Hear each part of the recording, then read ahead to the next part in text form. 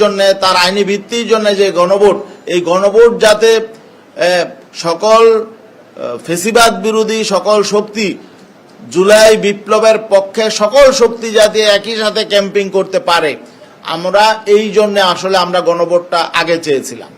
তাছাড়া আমি আমার বক্তব্যে বলেছি যে প্রধান উপদেষ্টা বলেছেন যে বৃহত্তর স্বার্থে আমরা যাতে সকল রাজনৈতিক শক্তি যাতে ওনার সিদ্ধান্ত মেনে নেই, আমরা এটা রিয়ালাইজ করব। আমরা ওনার এই আহ্বানটাকে পজিটিভলি নেওয়ার চেষ্টা করব ইনশাল্লাহ।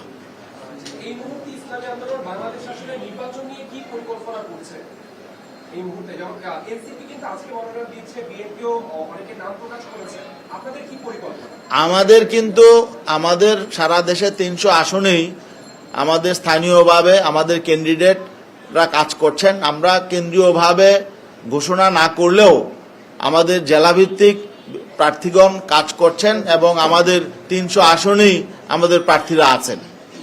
আমাদের প্রস্তুতিও চলছে।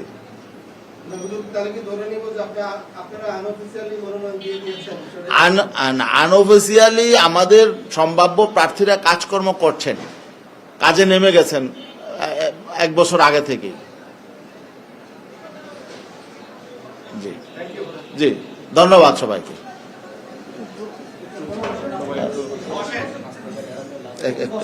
অনেকে নতুন আসছে।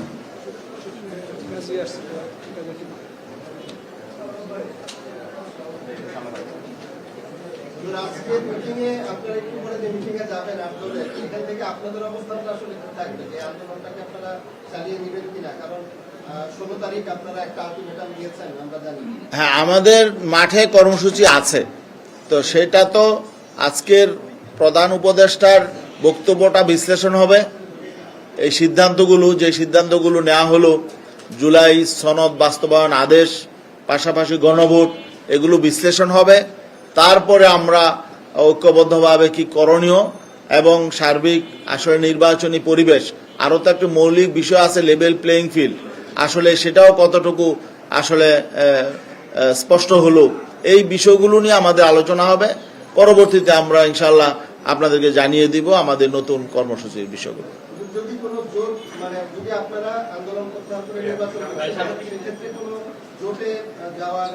না, আমাদের এই বিষয়টা আমাদের মোহতারাম আমির, আমাদের যিনি নেতা, তিনি কিন্তু বারবার বলে আসছেন যে আমরা জোট করব না, আমরা নির্বাচনী সমঝোতা করব। আমরা যে ইসলামী সংগঠনগুলো আছি এবং দেশপ্রেমিক আরো কিছু সংগঠন আছে, আমরা নির্বাচনকে কেন্দ্র করে আমরা নির্বাচনী সমঝোতা করব।